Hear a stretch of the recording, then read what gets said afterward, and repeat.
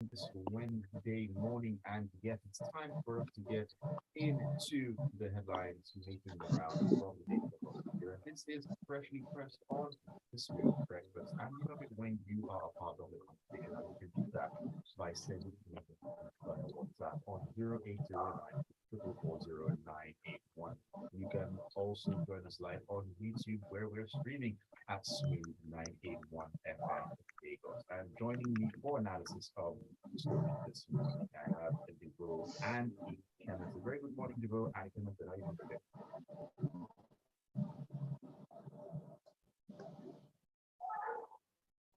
Devoe, Ikemesit, can you hear me? No. Barely. All right, good to have you. Good to have you on this morning. So many things to get into, and let's get right into it. Devoe, I want to start with you on this one. Now, the Senate on Tuesday directed the clerk of the National Assembly to transmit a constitution alteration bill, that's number 58, to President Muhammadu Buhari for assent in line with the provisions of the Authentication Act. Now, this act or this bill seeks to provide for independent candidacy in presidential, governorship, national and state assemblies, as well as local government council elections. But in Kenya, we have about 18 political parties in Nigeria, and we have a quote unquote big three or big four, as it were, and other parties are more or less lagging behind, if I can put it that way. Independent candidacy, is this the way to go? Hello? Did you hear my question before? Yes, can you hear me? Yes, I can hear you loud and clear. Okay, great. Um, well, just to give some setting, as we know, there were some constitutional reform bills that took place recently, about 35 of them that were sent to the president for assent, having come out from the constitutional requirement of three-quarters of the state assemblies to also approve. Out of that 35, 19 were rejected, while 16 were passed. If you remember then, it included the ability for states to generate, to push their own GENCOs, and some of the corrections in some of the states and local governments. Now, these two that came right after represented, one of them was Bill number 46 and also Bill number 58. One was for the passage of independent candidacy into law, as well as the inclusion of the National Assembly members in the National Security Council. As regards independent candidacy, I think that has been an agitation from the people for some time now, because many people have seen in their own view that parties sometimes do not represent their interest, or parties have not operated in a manner to enable the people's choice to come forward. So it's been a tug for some time now, but finally it's now being passed into law. However, the requirements for independent candidacy are, let's almost call them a little stiff. Stiff in the sense that you can either choose to go through a party and go through the ranks with the hope that you can be voted as their candidate, either through indirect or direct primaries. But for the independent candidacy, the constitutional requirement is that you will produce 20% verified signatures from every local government. Sorry, that's for the state. For the presidential, you must produce 20% verified signatures from all the states who are in your favor to enable your independent candidature to stand. At the state level, you will produce signatures from 20% of all the local governments to be able to stand. That's 20% of the voters register. So if there are 10,000 people in, let's say, Lagos states, you must have at least 2,000 signatures of people stating that they're willing to back you to be able to be on the ballots. So that's not going to be an easy task for anyone. But what that simply certifies, because I can look at the rationale and thinking, is that they want to be sure that you are the people's choice. And in that instance, you can stand as a candidate to vie for either presidential, gubernatorial, or even the National Assembly. All right. Now, Ikemesit, I would love your thoughts on this matter, because looking at the requirements for independent candidacy, and of course, as Devoe said, if any individual is able to get the required number of signatures, I mean 20%, that would indicate that that individual is someone who is backed by a large number of people. But I mean, the process seems very, very, very tedious, is it not? It is tedious. I absolutely agree with that assertion, right? In fact, I would go one step further, and I would say that the requirements are written in such a way that tantamount to potential independent candidates conducting elections or conducting popularity contests before the elections. I suppose the advantages that political parties have in general is that they are able to have those popularity contest warehouse internally somewhat, right? We call them political primaries.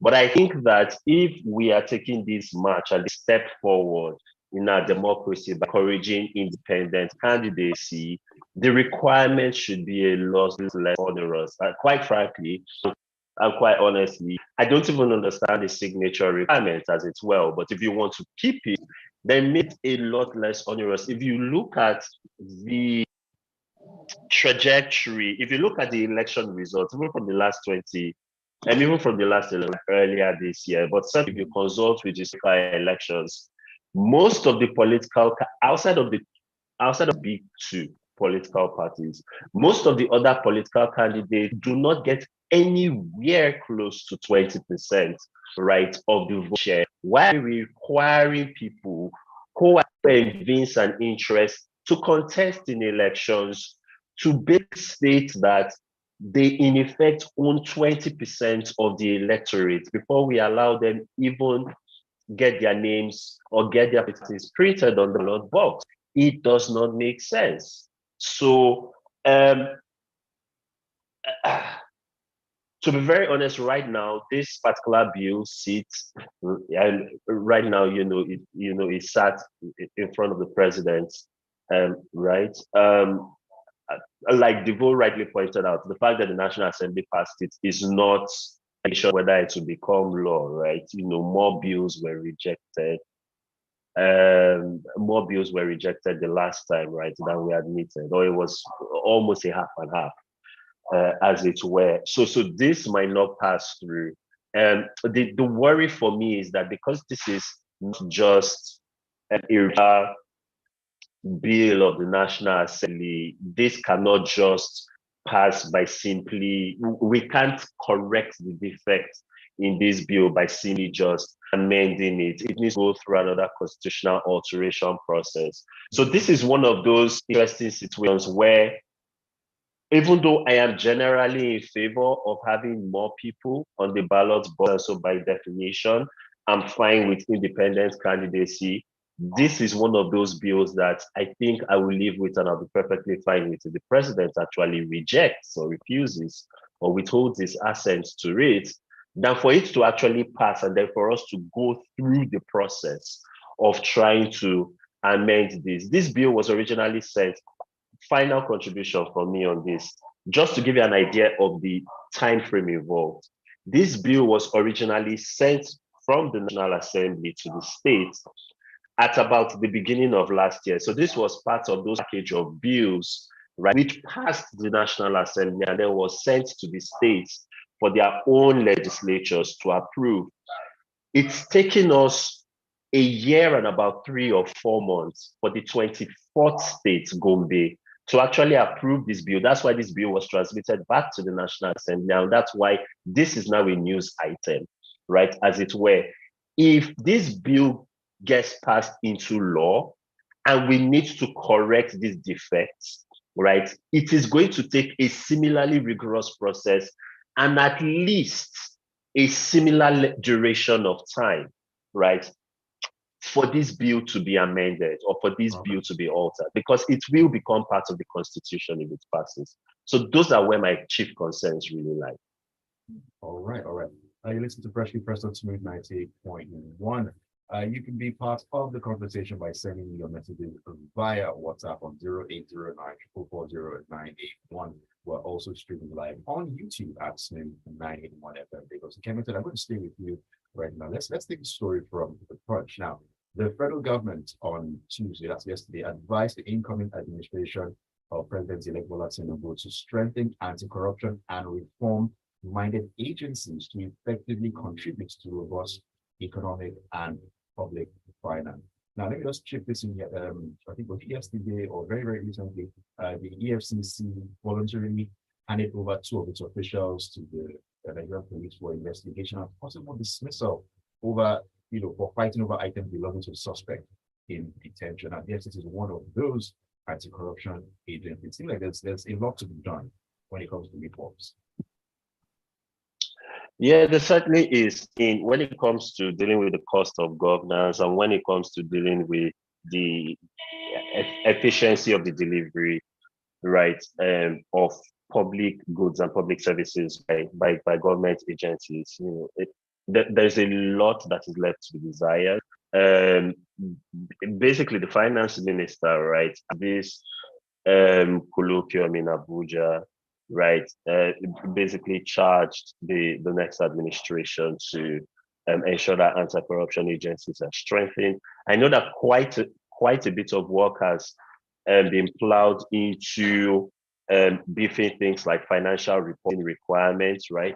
So banks and financial institutions, as well as Nigerian corporates, right? Yeah. So if you're a company registered in Nigeria, above a certain revenue threshold, you're required to be more diligent, right, in your anti-money laundering practices, for example, in your combating financial terrorism requirements, they're called AML-CFT guidelines. The EFCC, through the special control now, but it is basically a control unit against anti-money laundering, has actually received a lot of plaudits for sort of the work it has done in strengthening those financial regulations. This might sound like esoteric pie in the sky legal speak, but it's because of the strengthening of those regulations that, for example, it's possible from you to transfer or to move from a Nigerian account to account abroad without those regulations in place and without adequate enough enforcement. Then there are other countries and other jurisdictions who will not allow, right, Nigerian bank account customers, for example, to transact with the rest of the world. There are countries that have been completely blacklisted from the international financial system because of that. So there's some work that we've done in that space. What needs to happen a lot more is that, on the accountability side, how many people are we prosecuting? How many people are we taking to court? How many people, right, is the judiciary, right, holding accountable? They are clear infractions. That's where sort of need to pick up the ball a bit more. And that was basically the ethos, right, that the finance minister was basically passing on to the next administration. All right, thank you for that. If you're listening to Smooth 98.1, Freshly Pressed will continue shortly. You stay with us.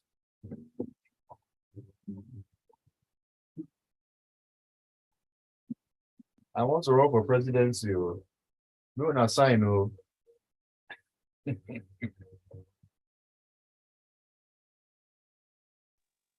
Yeah. So that's the issue, which is that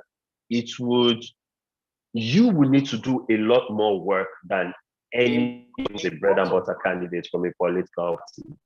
It's almost as though our political leaders are saying, okay, we'll give you what you want, but we'll make it so difficult for you that you really, in effect, do not have what you wanted. Right? Yeah. So you think about it when you were a kid, when you were like, Mom, I want this stuff, and then they put it on a high enough shelf, and they're like, come and get it. I love that analogy. That's basically what it is. I would love to. I would Yeah. also on independent candidacy requirements for that country. It'd be very interesting to know. All True, right. actually, with this launch, I think we'll do that comparison. Yeah. Going back now.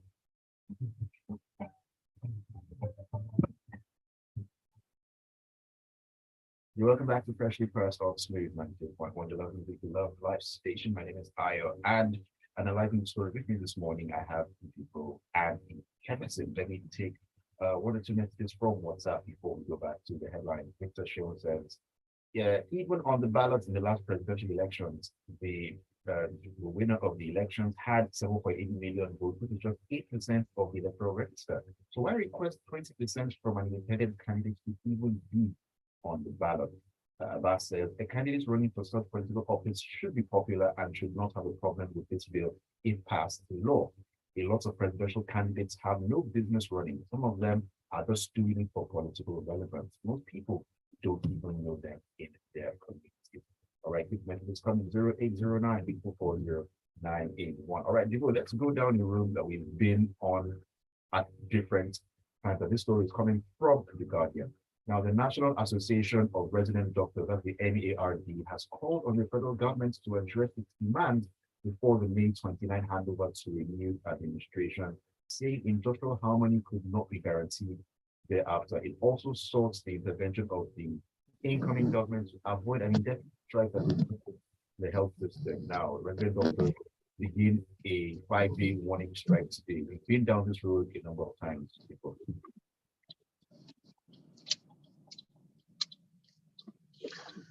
Hello?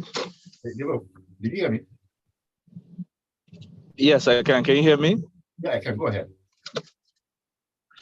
Okay, so we are back to, how do I call this? Same of the same, whereby just before a change in government, it's part of our culture to take the outgoing government and the incoming to task.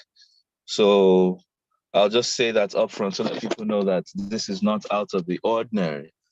Usually, those who have not gotten some form of response, positive response, will always seize the opportunity to try and make a statement. Now, I think many are not unaware of the challenges that the medical practitioners have been facing. So in this instance, the National Association of Resident Doctors has always taken up the fight. And they said they had actually given the federal government a 2-week ultimatum, which they didn't respond to or reach out to them, hence the 1-week strike. After which, if they don't get a response, they would be looking at an indefinite strike. And that they actually wanted to go on indefinite, but because they are patriotic, they're doing this not only for themselves, but for Nigerians, that everyone knows the challenges and citizens know how badly healthcare dispensation has been. Now, the president did primarily raise the issue of Japa, and they refer to it as Japa as the exodus of Nigerian healthcare workers to foreign locations because of the service working conditions. And he gave an instance whereby in those days where a hospital should have had 100 doctors treating, let's say 1,000 people, that now you have only 10. And that how can 10 people do what 100 people were meant to do? Now, I can't confirm whether this is an exaggerated scenario or not. However, I think we're well aware of the flight of our best practitioners. Now, I don't know, honestly, because at this time, with every major social sector trying to get its own piece of the pie, and when I say pie, I'm referring to the requirements that they need to be able to function rightly.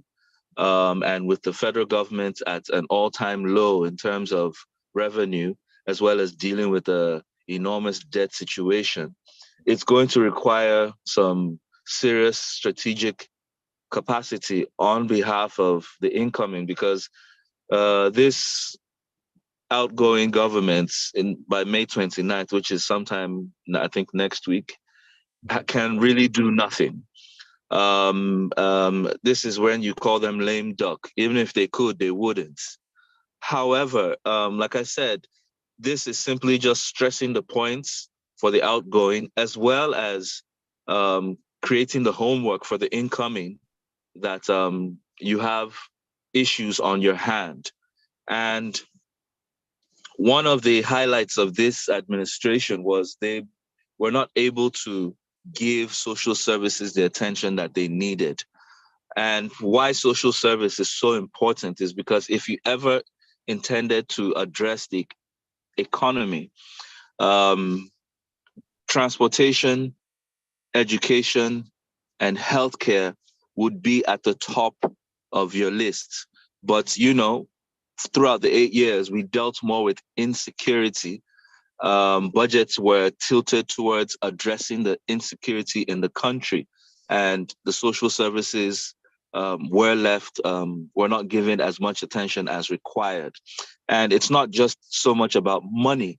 In some instances, you require some policy changes to actually open up some of the sectors, to bring about a stronger play by the private sector, or even bring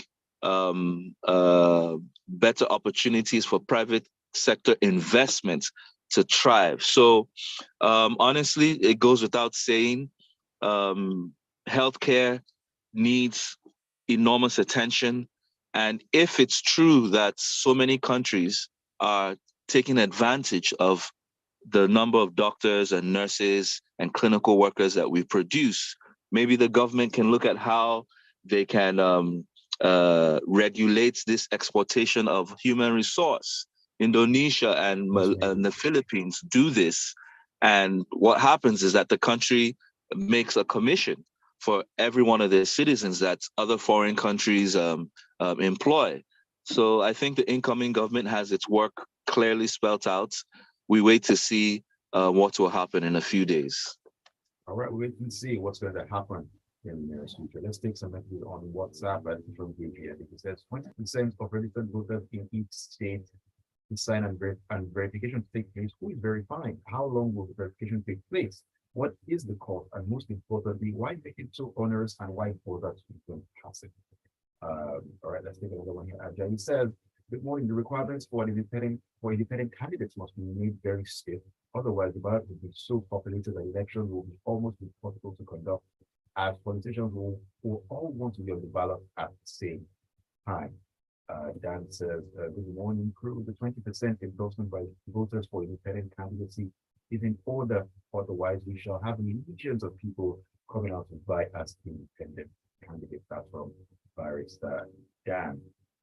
Gap says, resident doctors strike action with just people. What possible response could they get from the government that's leaving office in 11 days? This action will unfortunately lead to more death. All right, let's get back to the headline now. Ikemesit. Let's take this story from Banda here. Now, the federal government has incurred a deficit spending of 36.8 trillion naira in 8 years under the administration of President Muhammadu Buhari from 2015 to 2022. Now, analysis by the Vanguard of data from the Central Bank of Nigeria on federal government finances from 2015 to 2022 revealed that 77% of the deficit spending occurred in the last 4 years, from 2019 to 2022. Your thoughts on this? Yeah, so, nothing very remarkable here in terms of the in terms of the top line, right? That we've basically not had a budget surplus pretty much throughout the life cycle of this administration, right? So we have been funding government priorities by borrowing. That's remarkable. That's been well known for quite some time. So I suppose the value add that this particular story has is really in terms of numbers and in terms of what we have spent, even on what we spent the money on, right? The piece itself is not a very remarkable piece as it were. So two big things have accounted for the astronomical jump in deficit spending over the last particularly over the last 4 years, but really throughout the Buhari years. The fuel subsidy, and then extra budgetary spending on things such as COVID, right? For example, so fuel subsidy spending fuel subsidy spending combined from 2015 to 2022 was 9.34 trillion naira. So that's already a healthy chunk, right? Of the monies, I think plowed an extra 4 trillion naira, right, on COVID relief spending, as it were. And so this is where the situation is, right? Sort of currently where we go forward in terms of the fact that we added 22 trillion extra naira in ways and means to the national, essentially increasing the national debt by 4%, under circumstances that they fully expect to be challenged in court, because there doesn't appear to be a clear legal mechanism for converting and means spending to actual debt, or at least national debt. So the fact that the government has asked the National Assembly again to authorize new borrowings, but our borrowing costs have increased. We were recently downgraded by one of the major international ratings agencies. And so not only is our debt, but the cost of actually servicing, our debt is also rising. There are going to be 9 times ahead. That's the simple, too long not read summary, right, on this situation. Interesting times ahead. All right, Devoe, let's quickly take a look at the story from the Trust now. The Nigerian Conservation Foundation, at the NCF, has raised an alarm over the devastation caused by climate change and stated that large-scale action is required. If your thoughts will be on this. Well, these are all the homework items for the new administration.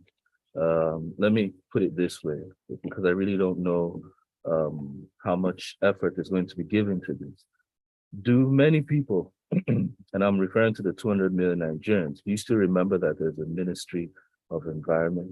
Do you still even remember there's the Minister of Environment? This is the government arm legislated to address some of these issues. So when private sector operators like the Nigerian Conservation Foundation raise this alarm, it almost looks as if it's falling on deaf ears. Now, at a memorial lecture that was held, they spoke to the desertification issue, and that's basically part of the issue that's driving, in quotes, the herder-farmer attacks, which almost became banditry and insurgency.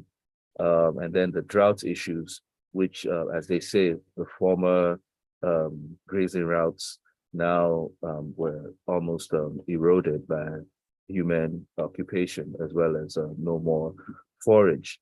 Now, they also spoke to the fact that with the herder-farmer crisis, many farmers obviously could not farm, and that led to a lot of food insecurity that we're currently experiencing.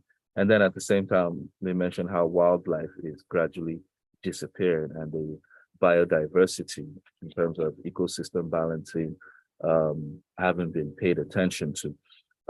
It's unfortunate. And the aspect that even hurts me more is the tourism view.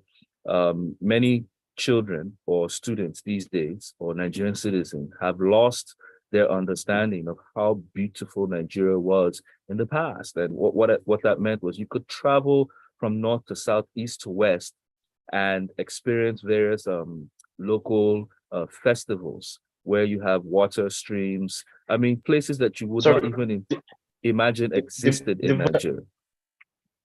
Devoe, can I quickly chip in? You're absolutely right, but I think we don't take the climate crisis as seriously, right?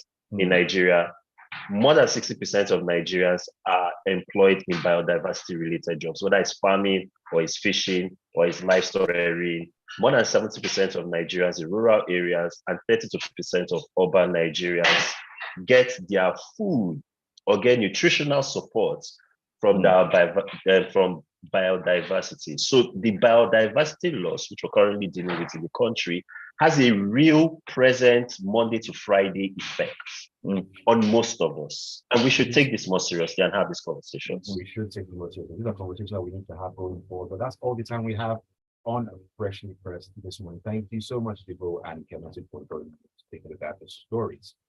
Thank you. Thank you. Alrighty, so much more to come on the Smooth Breakfast at 8:15. We'll get right into the locker room and bring you sports stories. Take over here to unpack that. And Hannah, what happened to Lakunle? he was here yesterday. Oh, okay. Okay. Yeah, and what else? So, well, who normally comes on Tuesdays? Tuesday, okay, well, last Tuesday, Wade was here alone. I think, in fact, last two Tuesdays I've been on the breakfast, but Wade, yesterday was the first time with Wade.